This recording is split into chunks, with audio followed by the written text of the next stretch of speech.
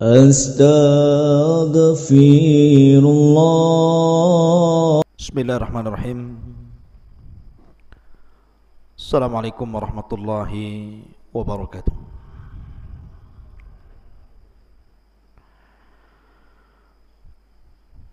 Alhamdulillah.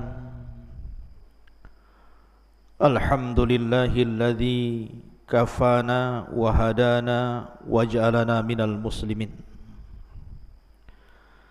Asyhadu an la ilaha illallah wahdahu rabbi la syarika lah wa asyhadu anna Muhammadan abduhu wa rasuluh wa safiyuhu wa mukhtaruhu ala khalqihi wa khaliluh arsalahu Allahu rahmatan lil alamin wa akhrajan nasa minadh dhulumati ila nur amma ba'du. Taib ma'asyiral muslimin yang dimuliakan Allah Subhanahu wa taala. Pembahasan di malam hari ini kita akan membahas tentang qasasul anbiya, kisah-kisah para nabi. Dan malam ini kita akan mengkisahkan seorang nabi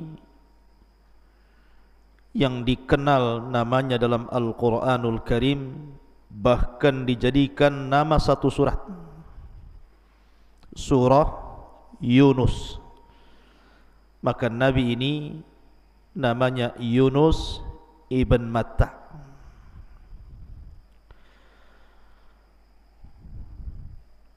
Al-Quran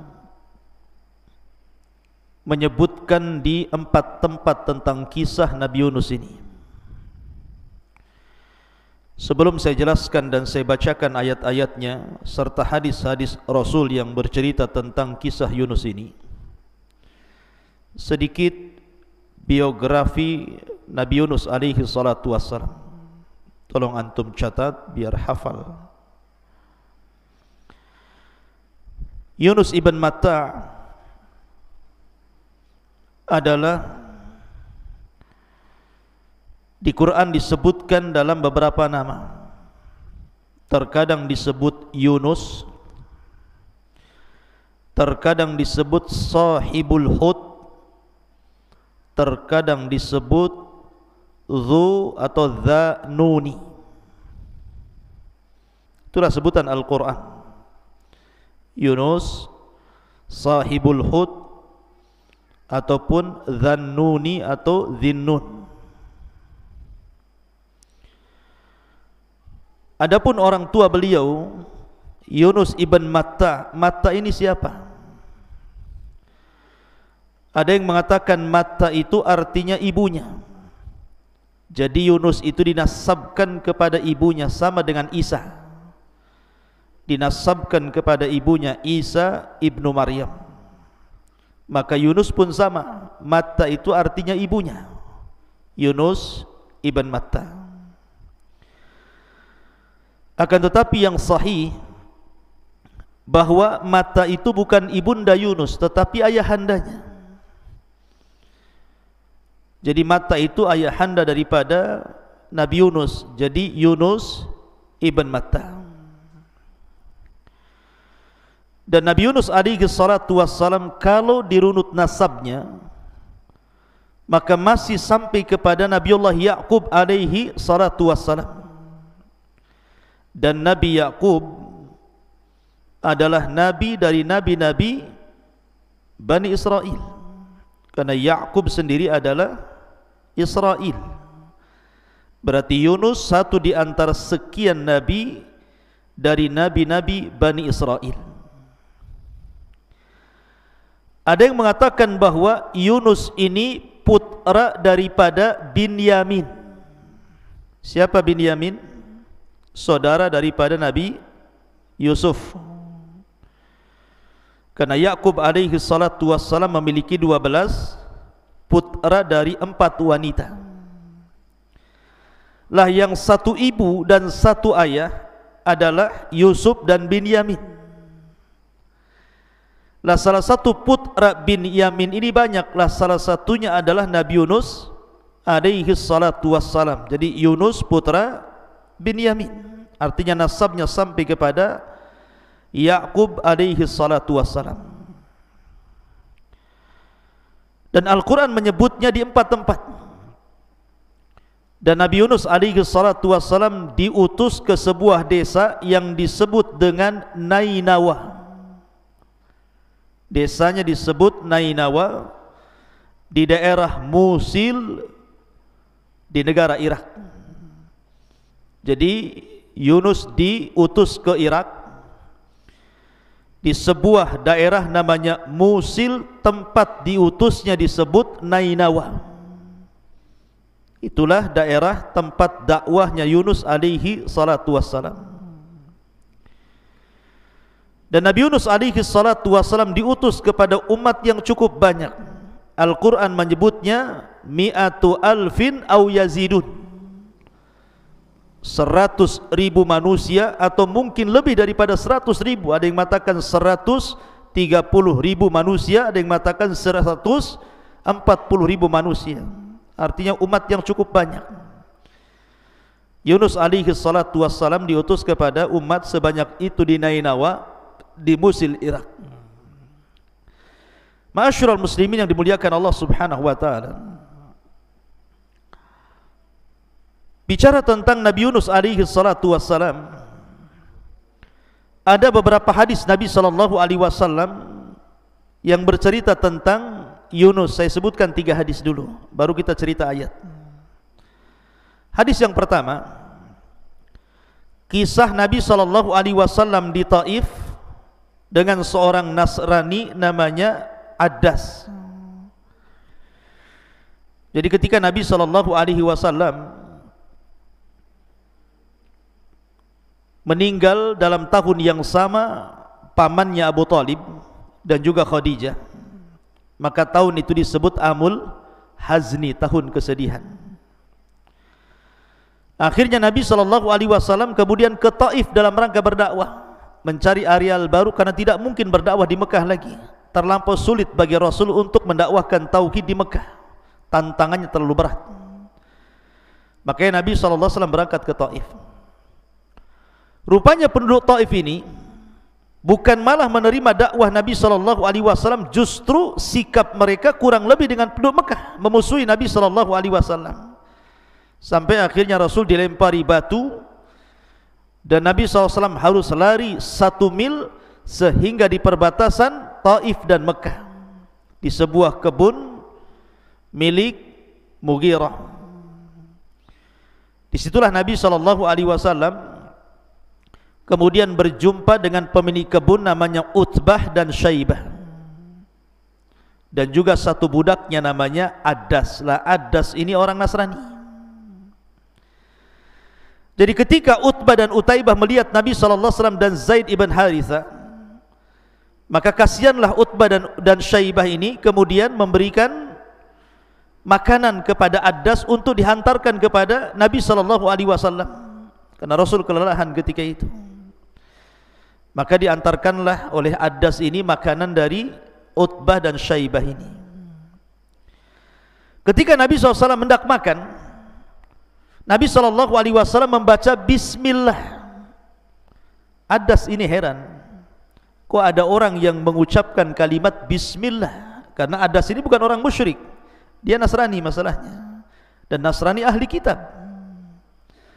Sehingga kemudian Addas penasaran, bagaimana mungkin kau mengucapkan kalimat itu sementara kalimat itu tidak pernah diucapkan oleh penduduk Mekah? Maka Nabi SAW kemudian mengatakan, ya, siapa namamu? Kata Addas, saya Addas. Dari mana asalmu? Kata Addas, saya berasal dari Nainawa. Disinilah kemudian muncul nama desanya Nabi Yunus, Nainawa. Maka Nabi SAW mengatakan, apakah yang dimaksud Nainawa itu desa dari seorang yang saleh namanya Yunus ibn Matta? Kata Addas, bagaimana kau tahu tentang kisah Yunus ibn Matta, wahai fulan? Maka Nabi SAW mengatakan, ya Addas, Yunus ibn Matta itu saudaraku. Dia seorang nabi, aku pun seorang nabi. kemudian diceritakanlah tentang kisah Yunus ibn Matta kepada Adas ini. Lah pemilik kebun ini, Utbah dan Syaibah ini takut kalau seandainya budaknya terpengaruh dengan Nabi SAW. Dipanggillah Adas itu kemari. Kemudian ditanya, kau ngomong apa sama orang itu, maksudnya sama Nabi SAW? Kata Adas, demi Allah, aku berbincang-bincang dengan orang itu dan tidaklah seseorang mengucapkan seperti itu kecuali seorang Nabi. Dari sini ada kalimat Nainawa, kemudian kisah Nabi Yunus yang diceritakan kepada siapa? Kepada Adas, seorang Nasrani. Belakangan Rasul menawarkan Islam, kemudian Adas pun masuk Islam. Ini hadis yang pertama.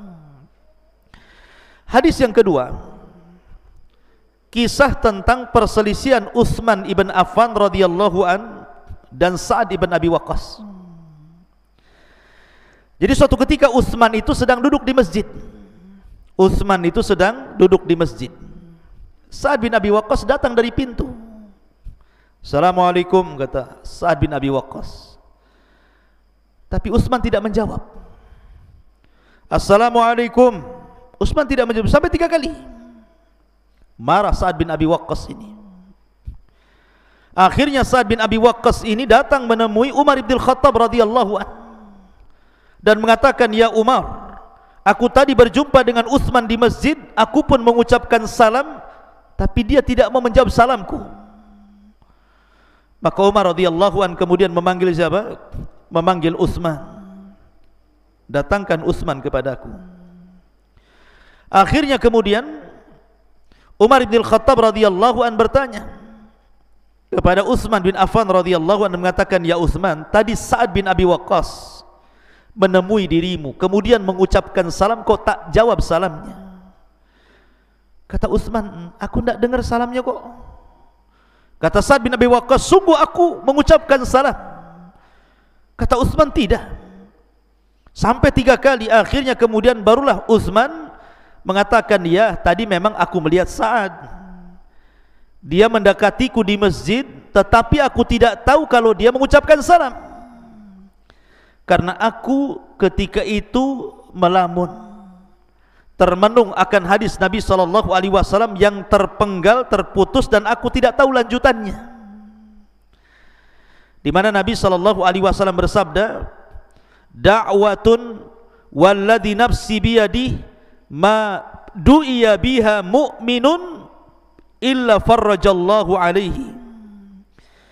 Sebuah doa demi zat yang jiwaku berada di tangannya, tidaklah seorang mukmin berdoa dengan doa itu kecuali Allah akan lapangkan kehidupannya.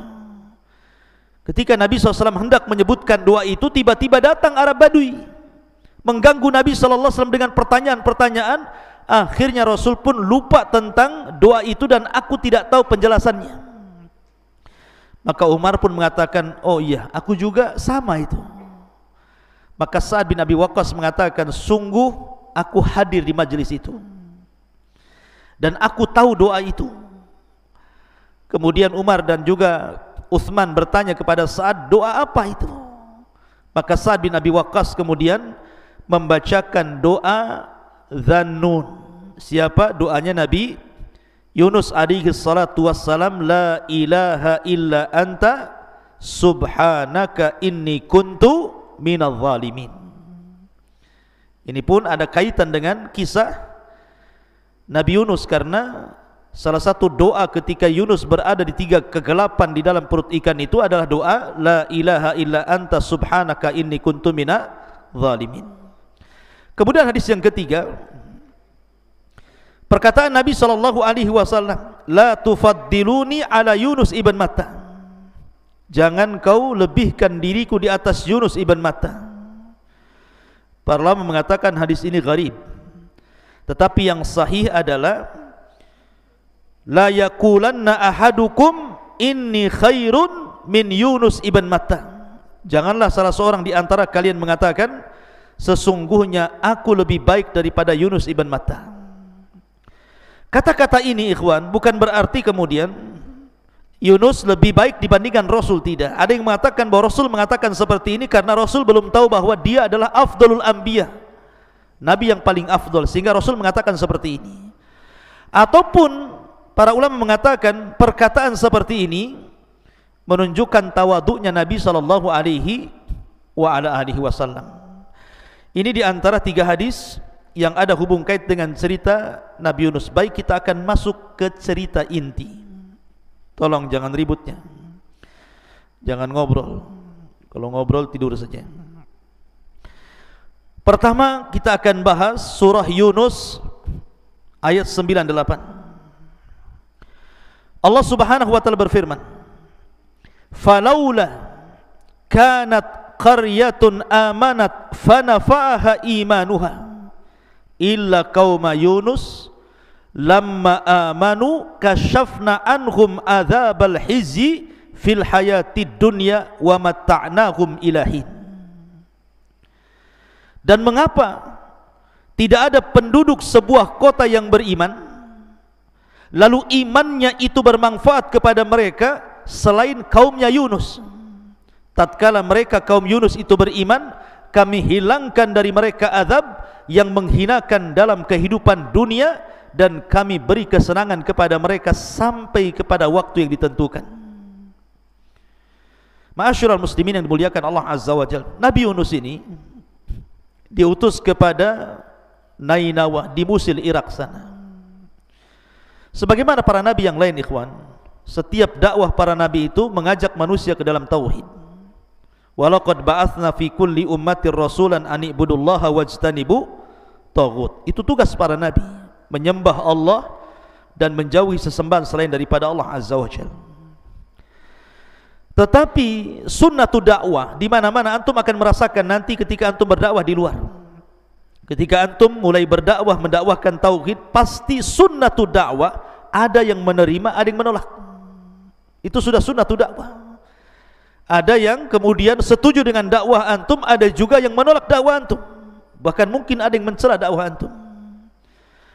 Lah rupanya Nabi Yunus alaihi salatu wasallam berdakwah di negeri Nainawa ini, satu pun orang Nainawa tidak ada yang beriman. Bayangkan, satu penduduk Nainawa itu tidak ada yang terpengaruh dengan dakwahnya Nabi Yunus alaihi salatu wassalam, saking kerasnya hati mereka. Akhirnya karena mereka tidak ada yang mau beriman, maka Nabi Yunus alaihi salatu wassalam mulai menakut-nakuti mereka dengan azab dan mengatakan, kalau kalian tidak mengikuti ajaranku, maka siap-siap dalam beberapa hari ke depan Allah akan timpakan azab kepada kalian. Ma'asyiral muslimin, lah ketika Nabi Yunus mengancam mereka dengan azab, mereka pun tidak terpengaruh, tidak takut. Akhirnya kemudian hari pertama tidak turun azab, hari kedua tidak turun azab, hari ketiga juga tidak, maka Yunus akhirnya keluar dari Nainawa, meninggalkan Nainawa padahal belum diizinkan Allah Subhanahu wa taala. Lain seperti Lut, kenapa dia meninggalkan Sodom kemudian ke Irak, ke Palestina? Karena Allah mengizinkan Lut untuk pergi dari Sodom, karena Sodom akan diazab masalahnya. Atau ketika hijrahnya Ibrahim alaihi salatu wassalam dari Irak menuju Palestina, karena memang dia tidak bisa berdakwah di Irak. Atau Nabi SAW ketika hijrah dari Mekah ke Madinah, karena sudah diizinkan Allah. Lah Yunus ini belum diizinkan, sudah pergi. Dari sini ikhwatu fiddin muliakan Allah Subhanahu wa taala, maka Yunus pun pergi.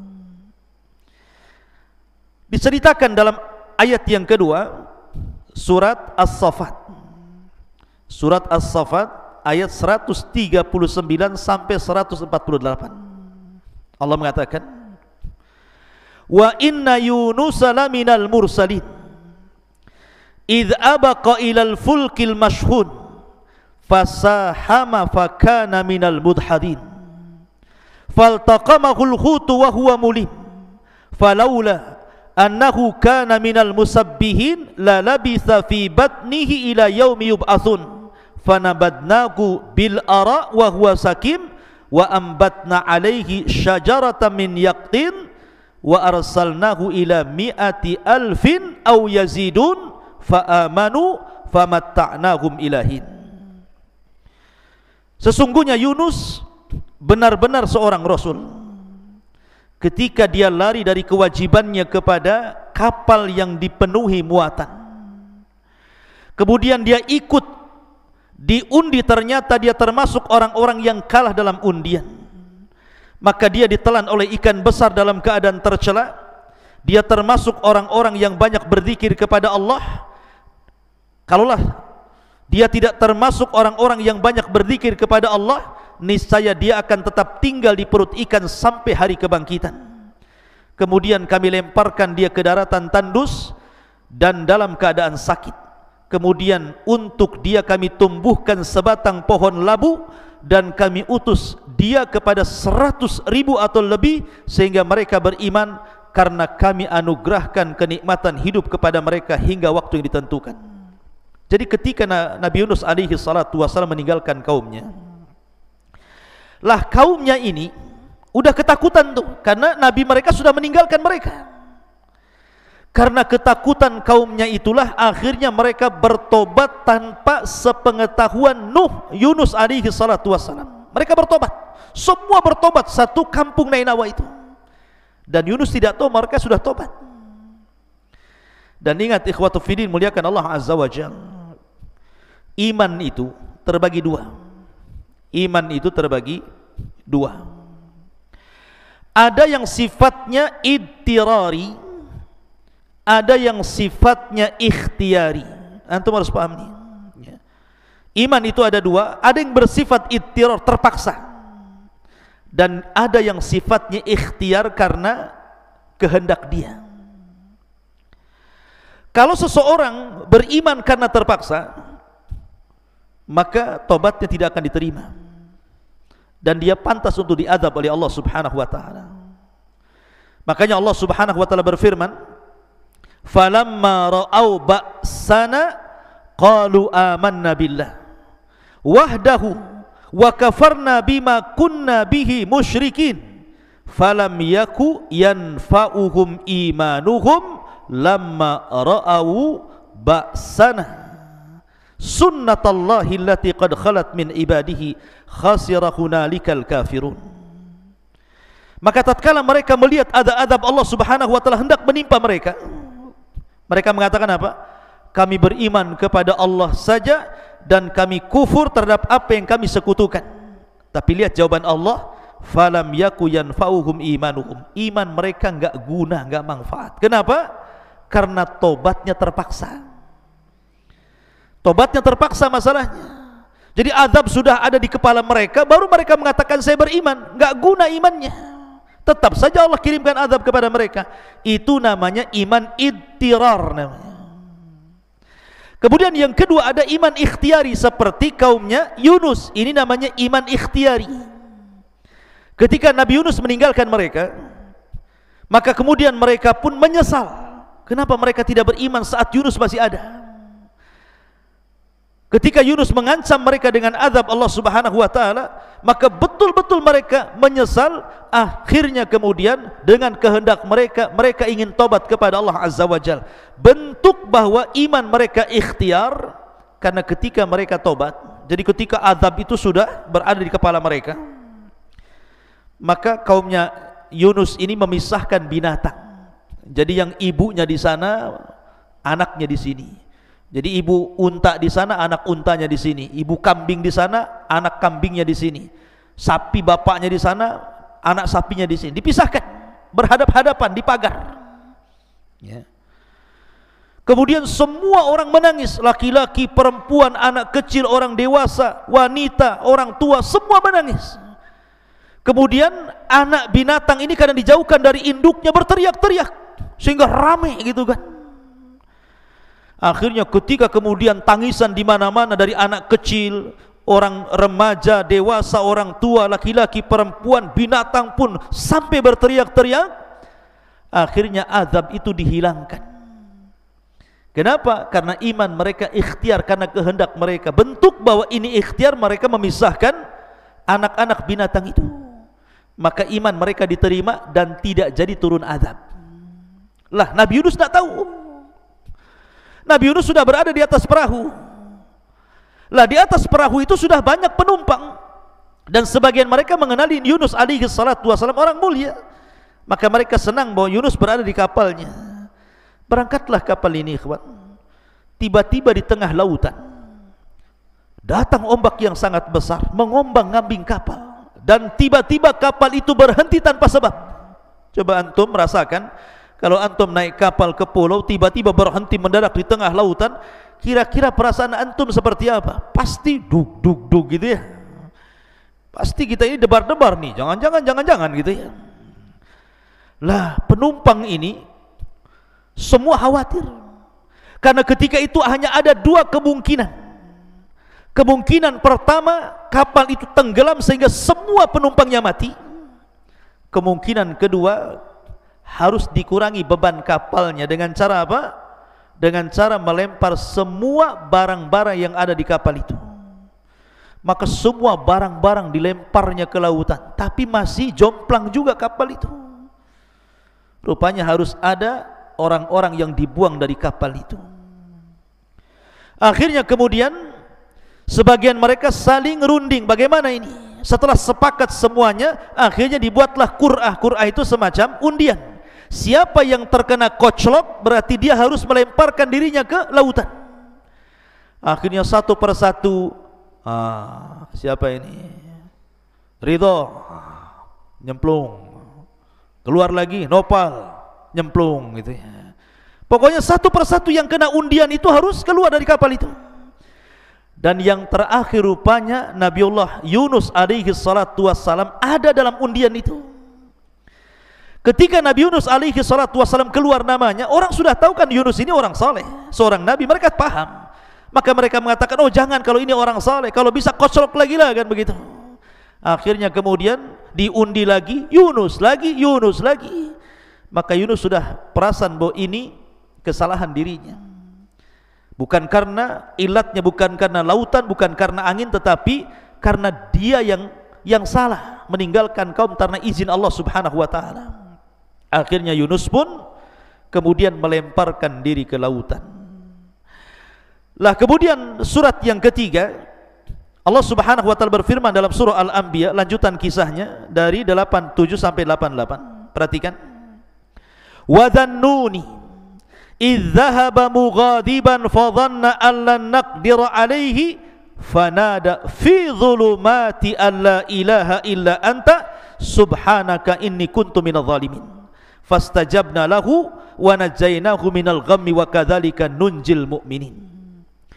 Dan ingatlah ketika Dhunnun Yunus, ketika dia pergi dalam keadaan marah kepada kaumnya, lalu dia menyangka bahwa kami tidak akan mempersempit, maka ia pun menyeru dalam keadaan sangat gelap bahwa tidak ada Tuhan selain Engkau ya Rabb, maha suci Engkau, sesungguhnya aku adalah termasuk orang-orang yang zalim. Maka kami telah memperkenankan doanya dan menyelamatkannya dari kedukaan, dan demikianlah kami selamatkan orang-orang yang beriman. Jadi ketika Yunus alaihi salatu wassalam terkena undian itu, maka Yunus pun akhirnya menerjunkan diri dari perahu itu. Rupanya Allah subhanahu wa ta'ala wahyukan kepada ikan yang sangat besar, ikan paus mungkin yang sangat besar sekali, disuruh untuk menelan Yunus alaihi salatu wassalam, dan diwahyukan agar jangan dimakan dagingnya dan jangan dipatah-patahkan tulangnya, ditelan saja. Jadi Allah subhanahu wa ta'ala mewahyukan kepada Hud tadi, kepada ikan besar tadi, agar cukup ditelan, tidak dimakan dagingnya dan tidak dipatah-patahkan tulangnya, biar Yunus tetap hidup. Maka ikan pun sesuai dengan perintah Allah, Yunus terjun saja langsung langsung dimakan, kemudian masuk ke perut ikan. Ada yang mengatakan riwayat yang lain, jadi ikan yang memakan Nabi Yunus ini dimakan ikan lagi. Jadi ikannya dimakan ikan. Jadi Yunus dimakan ikan, habis ikannya makan Nabi Yunus, ikan ini dimakan ikan besar lagi. Anda bisa bayangkan tuh, ya, ikan di dalam ikan. Lah Nabi Yunus dalam ikan itu. Makanya kemudian Allah subhanahu wa ta'ala menyebutnya zulumat. Fanada fi zulumat. Maka Yunus pun berdoa dalam kegelapan, karena memang ketika itu Yunus mendapatkan 3 kegelapan. Kegelapan di perut ikan, kegelapan di dasar lautan, dan kegelapan di tengah malam. Secara logika Yunus pasti mati di situ. Berapa hari Yunus di perut ikan? Ada yang mengatakan bahwa Yunus itu sebenarnya sebentar saja. Jadi di waktu duha dia dimakan ikan, sorenya kemudian dimuntahkan ikan. Itu satu pendapat. Ada yang mengatakan Yunus itu 3 hari di perut ikan baru dimuntahkan ikan. Dan ada yang mengatakan 40 hari di perut ikan kemudian dimuntahkan. Jangan lagi cerita 40 hari, 3 hari. 1 jam saja di perut ikan bisa mati orang itu.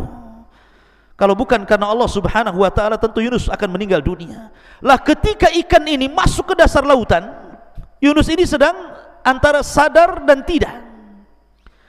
Rupanya Allah hendak memuliakan Yunus. Maka ikan itu kan berputar-putar tuh di dasar lautan itu, sehingga kemudian berbagai macam makhluk yang ada di lautan itu dilewati oleh ikan yang ada Yunus dalam perutnya itu. Maka Nabi Yunus alaihi salatu wassalam dari kejauhan mendengar ada suara tasbih dari makhluk-makhluk Allah yang di dasar lautan itu. Dari sayup-sayup kejauhan ada terdengar suara tasbih. Mungkin batu bertasbih, mungkin hewan-hewan bertasbih, wallahu alam, karena Allah mengatakan wa im min kulli syai'in illa yusabbihuna bihamdi walakin la yafqahuna tasbihahum. Karena segala sesuatu itu kan bertasbih dan kita tidak tahu bagaimana tasbihnya. Tapi Yunus diperdengarkan di dalam dasar lautan itu ada yang bertasbih, sehingga Yunus sadar, oh dia masih hidup. Ya, ketika mendengar suara tasbih sayup-sayup, baru dia sadar, alhamdulillah saya masih hidup. Lah ketika itu dalam riwayat Yunus pun kemudian berusaha untuk duduk kemudian sujud dan mengatakan, demi Allah, tidaklah ada orang yang sujud di dasar lautan kecuali diriku. Maka dia berusaha untuk sujud. Dari situlah kemudian dia pun berdoa kepada Allah Subhanahu wa ta'ala, la ilaha illa anta subhanaka inni kuntu minadh dhalimin. Ketika doa ini dibacakan Yunus, doa ini melesat sampai ke langit. Maka malaikat yang ada di langit itu, mereka mendengar doanya Nabi Yunus alaihi salatu wassalam dari kejauhan dan mengatakan, ini suara siapa? Suara ini sangat ma'ruf. Ini suara siapa ya Allah? Maka Allah Subhanahu wa ta'ala mengatakan, itu doanya Yunus ibn Matta. Maka para malaikat di langit meminta syafaat kepada Allah agar Allah menyelamatkan Yunus alaihi salatu wassalam. Maka Allah pun kabulkan permintaan malaikat. Maka Allah naikkan ikan itu ke atas, kemudian dimuntahkan. Anda bisa bayangkan Yunus berhari-hari di perut ikan, kemudian dimuntahkan di daratan gitu kan. Seperti apa gitu kan. Yunus pun lemas. Gak percaya? Coba antum cari ikan paus, makan saya. Jadi akhirnya dilepehkan begitu ya. Kemudian Yunus sudah lemas, gak makan di perut ikan, puasa. Kalau memang pendapat 3 hari berarti 3 hari dia puasa. Yang berpendapat 40 hari berarti 40 hari dia tak makan. Jangankan 3 hari, antum 1 hari tak makan saja, pegang perut ya, langsung cari bakso. Jadi Yunus alaihi salatu wassalam sudah tidak bisa lagi, nggak sanggup, berdiri aja nggak sanggup. Karena nggak sanggup itulah akhirnya Allah Subhanahu wa ta'ala kemudian tumbuhkan wa ambatna alaihi syajaratan min yaqtin. Tiba-tiba di sekitar tubuhnya, tanah-tanah di sekitar tubuhnya, Allah hidupkan pohon labu. Hidup tuh pohon labu tuh ya. Kemudian merindangi tubuhnya, kemudian tiba-tiba keluar buahnya. Dalam sekejap saja Yunus alaihi salatu wassalam kemudian memakan buah labu itu sampai kenyang, sehingga akhirnya dia punya tenaga lagi. Dan itu mukjizat ikhwan, mukjizat. Tiba-tiba tanpa ditanam, tahu-tahu pohon labunya tumbuh sendiri, sebentar sudah berbuah gitu kan. Ini kan pohon ajaib ikhwan. Enak antum kalau punya biji mangga sekali tanam besok sudah metik gitu ya. Kan nggak ada kalau kecuali mukjizat. Maka Yunus pun setelah makan labu kenyang-kenyang, akhirnya dia punya tenaga. Mulailah dia kembali berdakwah ke Nainawa. Rupanya semua penduduk Nainawa sudah beriman kepada Allah Subhanahu wa taala. Makanya Allah mengatakan wa arsalnahu ila mi'ati alfin aw yazidun. Kemudian Yunus alaihi salatu wassalam diutus kepada 100.000 orang ataupun lebih, semua beriman kepada Yunus alaihi salatu wassalam. Semua beriman. Dan ini karena hidayah dari Allah Subhanahu wa taala. Kalau bukan karena Allah, tentu mereka tidak dapat hidayah. Tetapi di sini ada pelajaran yang bisa kita petik, yang juga pelajaran kepada Nabi kita Muhammad sallallahu alaihi wasallam. Di dalam Al-Quran surah Al-Qalam, Allah mengatakan fasbir li hukmi rabbika wa la takun kasahibil huti idnada wa huwa maqdum laula an tadarakahu ni'matu min rabbih la nubidha bil ara'i wa huwa madhmum fajtabahu rabbuhu faj'alahu minas salihin. Maka bersabarlah kamu wahai Muhammad terhadap ketetapan Tuhanmu, dan janganlah kamu seperti orang yang berada dalam perut ikan ketika ia berdosa dan sedang dalam keadaan marah kepada kaumnya.